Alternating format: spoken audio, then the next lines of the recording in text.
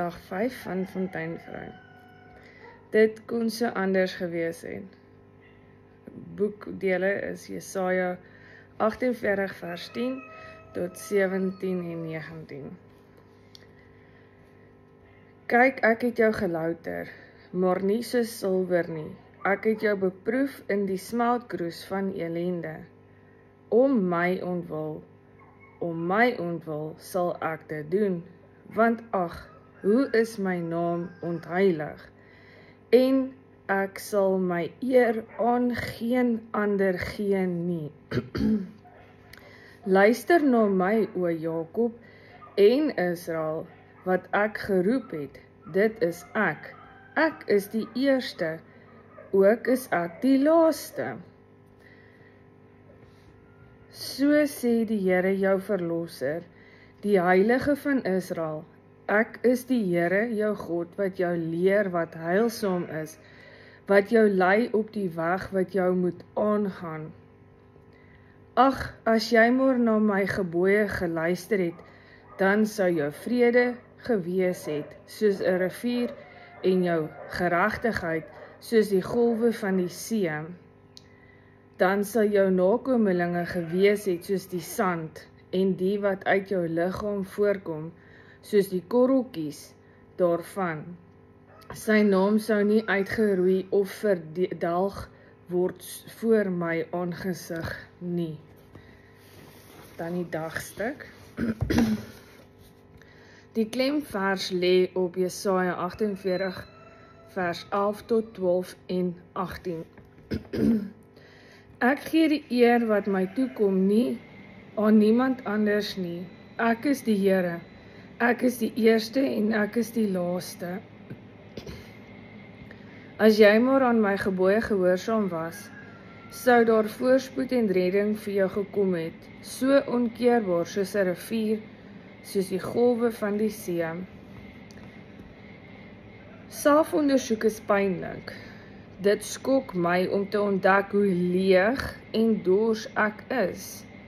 Dat ek so min lewensvreugde, so min ekstase oor die werklikheid van God, oor die Christendom, oor my verlossing en oor die wederkoms oorgehou het.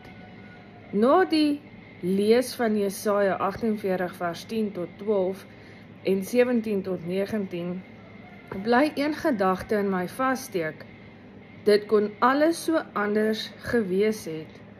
Die Jode kon vandag nog onder 'n nakomeling van koning Dawid geleef het. Die ballingskap, die vernedering van 'n volk en die vernietiging van die tempel van Salomo was onnodig. Wensdenkery. Nie as God spreek nie.